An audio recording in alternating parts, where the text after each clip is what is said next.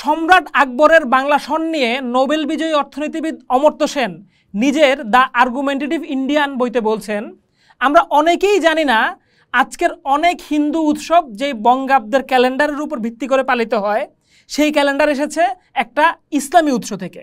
তারিখে ইলাহির প্রথম দিকের মাসগুলো ছিল পুরোপুরি পারস্যের জরাথ্রুষ্ট্রীয় বর্ষপঞ্জির অনুসরণে। সম্রাট আকবর বাংলা সনের প্রচলন করেন।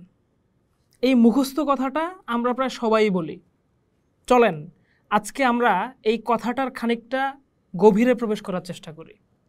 1556 থেকে 1605 4 দশক জুড়ে ভারতের বিশাল এলাকা জুড়ে আকবর একাধারে সামরিক, প্রশাসনিক ও সাংস্কৃতিক নেতৃত্ব দিয়েছেন।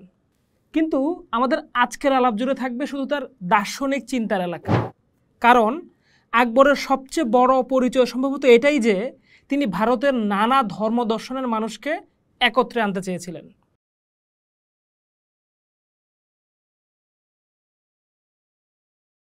আজকে আমরা দেখব কিভাবে তার প্রবর্তিত সমন্বিত ধর্মমত দ্বীন-ই ইলাহির মতো তার প্রবর্তিত সৌরভিত্তিক বর্ষপঞ্জি তারিখ-ই ইলাহিও সমন্বয় করেছে বিশ্বের বহু মত, পথ আর ধর্মদর্শনকে। নোবেল বিজয়ী অর্থনীতিবিদ অমর্ত্য সেন নিজের দ্য আর্গুমেন্টেটিভ ইন্ডিয়ান বইতে বলেছেন, আমরা অনেকেই জানি না আজকের অনেক হিন্দু উৎসব যেই বঙ্গাব্দের ক্যালেন্ডারের উপর ভিত্তি করে পালিত হয় সেই ক্যালেন্ডার এসেছে একটা ইসলামী উৎস থেকে। 1542 সালে যখন আকবরের জন্ম হয় তখনও মুঘল সাম্রাজ্য পুরোপুরি প্রতিষ্ঠিত হয়নি। বাবরের রেখে যাওয়া সাম্রাজ্য রক্ষা করতে গিয়ে আকবরের পিতা হুমায়ুনকে নানা চড়াই উতরাই পেরাতে হয়। শেষ তক দিল্লির সিংহাসন ফিরে পেলেও বেশি দিন ধরে রাখতে পারেননি। 1556 খ্রিস্টাব্দে মাত্র 13 বছর বয়সে আকবর মুঘল সিংহাসনে বসেন। যদিও প্রকৃত ক্ষমতা তখন ছিল তার তত্ত্বাবধায়ক বাইরাম খানের কাছে, কিন্তু কিছু বছরের মধ্যেই আকবর নিজের হাতে সাম্রাজ্যের নিয়ন্ত্রণ নিয়ে নেন। অল্প সময়ই আকবর দেখতে পান তার শাসনের আওতায় নানা ধর্ম, জাতি ও ভাষাভাষী মানুষ বাস করে। হিন্দু, মুসলমান, শিখ, জৈন, পার্সি, খ্রিস্টান সবাই এখানে আছেন। এত বৈচিত্র্যময় জনগোষ্ঠীকে এক কাতারে আনা হয়তো কঠিন, কিন্তু আকবরের চোখে ধরা পড়ে একটা অপার সম্ভাবনার জগৎ। প্রচণ্ড কৌতূহলী আকবর বুঝে গেলেন, যদি এই বিভিন্ন ধর্ম ও সংস্কৃতিকে রাষ্ট্রের একটা সমন্বিত দর্শনের ছাতার নিচে আনা যায় তবে সাম্রাজ্য শুধু ক্ষমতাবানই হবে না, দীর্ঘস্থায়ী স্থিতিশীলতাও পাবে। 1557 সালে ফতেপুর সিক্রিতে আকবর স্থাপনা করলেন একটা বিশেষ স্থাপনা, যার নাম ইবাদতখানা। ইবাদতখানা প্রাথমিকভাবে ছিল মুসলমান আলেম আর সুফি দরবেশদের সঙ্গে ইসলামের বিভিন্ন প্রশ্নে তর্ক আর আলাপের জায়গা। কিন্তু খুব দ্রুতই এর পরিসর বাড়তে থাকে। আকবর আহ্বান জানান হিন্দু পণ্ডিত, বুদ্ধ ভিক্ষু, জৈন সাধু, পার্সি ঋত্বিকদের, এমনকি পর্তুগিজ খ্রিস্টান মিশনারি, তুরান থেকে আসা সুফি, সবার জন্য দরজা খুলে দেওয়া হয়। ইবাদতখানায় বসেই আকবর ধর্ম, জ্যোতির্বিজ্ঞান, দর্শন, নীতিশাস্ত্র সব বিষয়ে তুমুল আলোচনা করতেন। রাতের পর রাত বিভিন্ন ধর্ম নিয়ে তুমুল আলাপ আলোচনা চলত ইবাদতখানায়। বৃহস্পতিবার মাগরেবের ওয়াক্তের আলোচনা শুরু হয়ে রাত পেরিয়ে আলাপ চলত শুক্রবারের জুমার ওয়াক্ত পর্যন্ত। আকবরের মধ্যে শ্রেষ্ঠত্ববাদ কাজ করত না। তিনি অধীর হয়ে পাঠ করতেন বিভিন্ন ধর্মগ্রন্থ। মহাভারত পাঠ করে আকবর এতটাই বিমোহিত হয়ে পড়েন যে পড়া শেষ করেই তা ফার্সি ভাষায় অনুবাদের উদ্যোগ গ্রহণ করেন। এমনকি অনুবাদক দলের একজন হয়ে নিজেও সেই অনুবাদের সাথে যুক্ত হন। অনুদিত মহাভারতের ফার্সি ভার্সনের নাম রাখা হয় রজবনামা। উপনিষদ, রামায়ণ এবং অন্যান্য নানা গ্রন্থ আংশিকভাবে ফার্সিতে অনুদিত হয় আকবরের আমলেই। মুসলমান সুফি সাধকদের সাথে নিয়মিত আলোচনায় আকবর উপনিষদের পরম ব্রহ্মের সাথে আল্লাহর মিল খুঁজে পান। আকবর জৈন সাধুদের সাথেও কথা বলেন। তাদের সংযম, নিরামিষ ভোজন, অহিংস আচরণ তার মনে গভীর প্রভাব ফেলেছিল। আবুল ফজল উল্লেখ করছেন যে জৈন গুরু হিরণ বিজয় সুরির সঙ্গে আকবরের দীর্ঘ বৈঠক হয়েছিল। তার অনুপ্রেরণায় আকবর ধূমপান ছেড়ে দেন এবং মাংস কম খেতে শুরু করেন। পারসিক পণ্ডিতদের সাথেও আকবরের সংযোগ ছিল গভীর, কারণ আকবরের পিতামহ বাবর পারস্যের সভ্যতা থেকে এসেছেন। আবার আকবরের জ্যোতির্বিজ্ঞানী ফতউল্লাহ সিরাজি ছিলেন পারস্য থেকে আগত একজন সুপ্রসিদ্ধ দার্শনিক। জরাথুস্ট্র প্রথায় আগুন আর সূর্যকে পবিত্র গণ্য করা হয়, আর আকবর দ্বীন-ই ইলাহিতে এই ধারণাটা যুক্ত করেছিলেন প্রতীকীভাবে। যেমন প্রতিদিন সূর্যোদয়ের সময় আল্লাহু আকবার ধ্বনি দেওয়া হতো। আকবরের ইবাদতখানায় পর্তুগিজ, স্পেনীয় এবং ইটালীয় বংশোদ্ভূত মিশনারিরাও দীর্ঘ সময়ের জন্য উপস্থিত ছিলেন। তাদের মধ্যে কেউ কেউ আবার আকবরকে খ্রিস্ট ধর্মে দীক্ষিত করারও চেষ্টা করেন। আবার সুফি সাধক দাদু দয়ালের সঙ্গেও আকবরের সাক্ষাৎ হয়। দাদুর প্রচারিত সর্বধর্ম ও সর্বজীব এক ঈশ্বরের সন্তান এই মন্ত্র আকবরকে আন্দোলিত করে। সব ধর্ম নিয়ে দীর্ঘ পঠন পাঠন থেকেই ধীরে ধীরে আকবরের ভিতরে এই ধারণা গড়ে ওঠে যে প্রতিটি ধর্মের আছে শাশ্বত সুন্দরের কথা। মানুষে মানুষে বিভেদ এড়িয়ে চাইলে সেই সত্যগুলোকে এগিয়ে আনা যায়। 1582 সালে আকবর আনুষ্ঠানিকভাবে ঘোষণা করেন একটা নতুন মতবাদ, যার নাম তিনি নিজে দিয়েছিলেন তাওহীদে ইলাহি। তবে পরবর্তীতে এটা দ্বীন-ই ইলাহি নামে অধিক পরিচিতি পায়।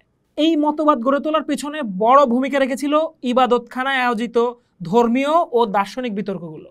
আকবর ভাবলেন, সব ধর্মের গভীরের উপাদানগুলোকে যদি সামাজিক বোঝাপড়ায় হাজির করা যায়, তবে একটা সার্বজনীন নৈতিক আদর্শ ও আধ্যাত্মিক চর্চা গড়ে উঠতে পারে, যা সবাইকে ঐক্যবদ্ধ করবে।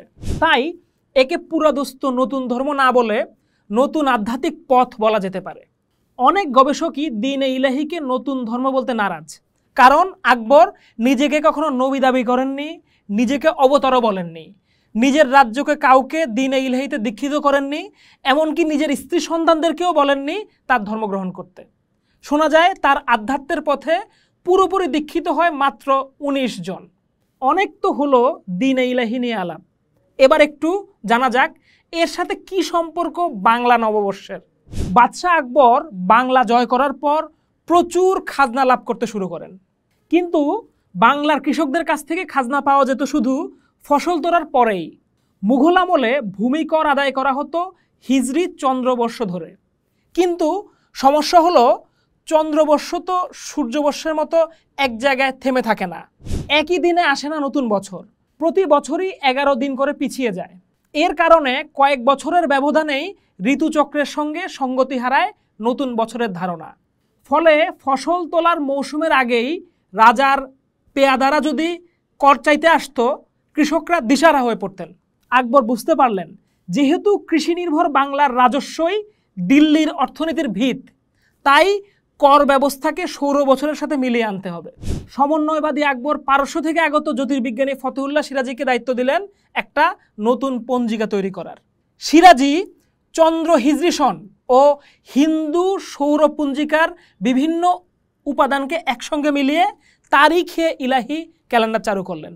এর সূচনা সাল ধরা হলো 1556 খ্রিস্টাব্দ, যেই বছর আকবর দিল্লির সিংহাসনে বসেছিলেন। তারিখে ইলাহির প্রথম দিকের মাসগুলো ছিল পুরোপুরি পারস্যের জরাথুস্ট্রীয় বর্ষপঞ্জির অনুসরণে, যেমন ফারোয়ার দিন, আদি বেহেশত, খোরদাদ ইত্যাদি। তবে এই নামগুলো জনপ্রিয়তা পায়নি। শাহজাহান বা তারও পরে বাংলা অঞ্চলে এই অচেনা নামগুলো বদলে পুরাতন ক্যালেন্ডারের প্রচলিত বৈশাখ, জ্যৈষ্ঠ ইত্যাদি মাসের নামগুলো ফিরিয়ে আনা হয়। সম্রাট আকবরের বাংলা সন নিয়ে নোবেল বিজয়ী অর্থনীতিবিদ অমর্ত্য সেন নিজের দ্য আর্গুমেন্টেটিভ ইন্ডিয়ান বইতে বলছেন, আমরা অনেকেই জানি না আজকের অনেক হিন্দু উৎসব যে বঙ্গাব্দের ক্যালেন্ডারের উপর ভিত্তি করে পালিত হয়, সেই ক্যালেন্ডার এসেছে একটা ইসলামী উৎস থেকে। তিনি বলেন, আকবরের শাসনামলের নীতি, বিশেষ করে সুলকি কুল বা সকলের সাথে শান্তিপূর্ণ সহাবস্থান, ভারতের ঐতিহ্যগত বিতর্কমূলক ও বহুমুখী চিন্তাধারার সাথে মিলে যায়। অমর্ত্য সেনের মতে আকবর শুধু শাসকই ছিলেন না, বরং তিনি ছিলেন সেই সময়ের একজন মুক্তমনা চিন্তাবিদ, যিনি বিভিন্ন ধর্ম, দর্শন ও সংস্কৃতির মিলনে বিশ্বাসী ছিলেন। আকর্ষণীয়ভাবে সেন উল্লেখ করেন যে আকবর তার দরবারে হিন্দু, মুসলিম, জৈন, খ্রিস্টান ও অন্য ধর্মের পণ্ডিতদের একত্র করে আলোচনা ও মত বিনিময়ের এক অনন্য পরিবেশ সৃষ্টি করেছিলেন। এই ভিন্নমত ও বিতর্কের ধারা ভারতের ঐতিহ্যের একটা বিশেষ অঙ্গ, যা তাকে পরবর্তী ধর্মনিরপেক্ষ ও গণতান্ত্রিক সমাজের পথে নিয়ে যেতে অনেক সাহায্য করে।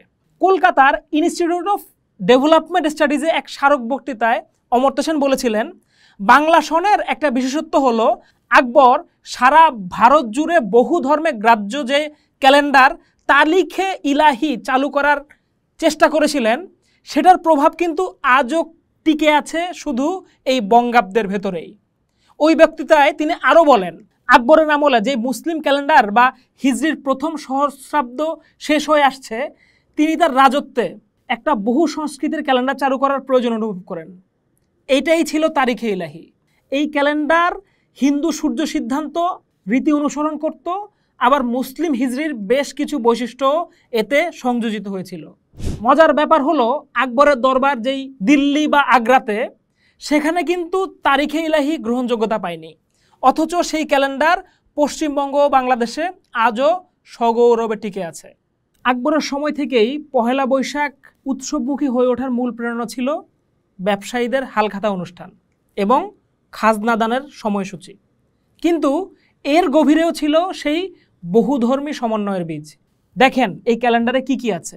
প্রথমত, ভারত জুড়ে চলা ভারত সন, লক্ষণ সন, বিক্রম সন, শকাব্দ, গুপ্তাব্দ প্রভৃতি সনের সমন্বয়। দ্বিতীয়ত, বাংলা ক্যালেন্ডার শুরু হচ্ছে হিজরি 963 সন থেকে।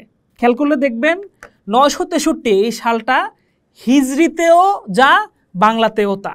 মাসের নাম নেওয়া হয়েছে পারস্য থেকে, আর বছরের প্রথম দিনটা নেওয়া হয় নওরোজ থেকে। পহেলা বৈশাখ আজকে একদিকে মৌসুমী কৃষিভিত্তিক উৎসব, অন্যদিকে সংস্কৃতির মহামিলন, যেখানে ধর্মের বেড়াজাল পেরিয়ে মানুষ হালখাতা খোলে, মঙ্গল শোভাযাত্রায় হাঁটে, নতুন জামা কাপড় পরে। ভারত, পাকিস্তান, বাংলাদেশ, দক্ষিণ এশিয়ার এই অঞ্চলে ধর্ম আজও অনেক ক্ষেত্রে রাজনীতির মূল চালিকা শক্তি। মাঝে মধ্যেই ধর্ম নিয়ে সাম্প্রদায়িক উত্তেজনা দেখা দেয়, সহিংসতা ঘটে। অথচ 1600 শতকের একজন সুলতান আকবর বুঝিয়েছিলেন যে বৈচিত্র্যকে শ্রদ্ধা জানিয়ে সবার প্রতি সম্মান দেখাতে হবে। এই কথাটা যদি আজ আরও দৃঢ়ভাবে প্রতিষ্ঠা করা যেত, তবে সাম্প্রদায়িকতা অনেকটাই এড়ানো সম্ভব হতো। বাংলাদেশের প্রেক্ষাপটে পহেলা বৈশাখ এখন বড় একটা সাংস্কৃতিক উৎসব। সম্প্রতিকালে একটা হুজুগ ওঠে যে এটা বেদাত বা অমুসলিমদের উৎসব, কিন্তু ইতিহাস বলে এটা সর্বদর্শন সমন্বয়ের একটা প্রকাশ, যার পেছনের কৃতিত্ব একজন মুসলমান বাদশার। ফলে পহেলা বৈশাখ কোনো নির্দিষ্ট ধর্মের নয়, এটি বাঙালির বহুজাতিক সহনশীল ঐতিহ্যের উৎসব। আকবরের দিনে ইলাহি আর তারিখে ইলাহিকে পাশাপাশি রাখলে বোঝা যায় পহেলা বৈশাখের উৎসবের গভীরে বহুত্ববাদ লুকিয়ে আছে। আকবর ধর্মের অন্ধত্বকে ছেড়ে যে সার্বজনীন নৈতিকতার আদর্শ খুঁজেছিলেন, তাকে আধুনিক পরিভাষায় ইউনিভার্সালিজম বা সেকুলার হিউম্যানিজমও বলা যেতে পারে। তিনি চেয়েছিলেন একজন মানুষ যেন নিজ ধর্মে বিশ্বাস রেখেও অন্য ধর্মকে সম্মান করতে শেখে। এই জন্যেই তিনি উৎসাহ দিতেন সকলেই যেন আত্মশুদ্ধি এবং নৈতিকতাকে ধর্মের মুখ্য অনুষঙ্গ হিসেবে রাখে। বর্তমান যুগে যখন ধর্ম ও রাজনীতি মিলে নানা জটিলতা ও বিভেদ সৃষ্টি করছে, তখন আকবরের এই মানসিকতা আমাদের জন্য গুরুত্বপূর্ণ রেফারেন্স হতে পারে। আকবরের দিনে ইলাহি দীর্ঘস্থায়ী হয়নি, কিন্তু তারিখে ইলাহি টিকে গেছে। প্রশ্ন আসতে পারে, বহু শাসকই তাদের সিংহাসন আরোহণের দিনকে কেন্দ্র করে ক্যালেন্ডার বানিয়েছেন, কেন শুধু আকবরের প্রচেষ্টায় টিকে গেল? টিকে গেল কিন্তু একটা কারণেই, সেই কারণ হচ্ছে সমন্বয়। বাংলা ক্যালেন্ডারে হিন্দুরা খুঁজে পেয়েছে বিক্রমাব্দ, শকাব্দকে, মুসলমানরা খুঁজে পেয়েছে পারস্য আর হিজরি ক্যালেন্ডারের নানা এলিমেন্ট।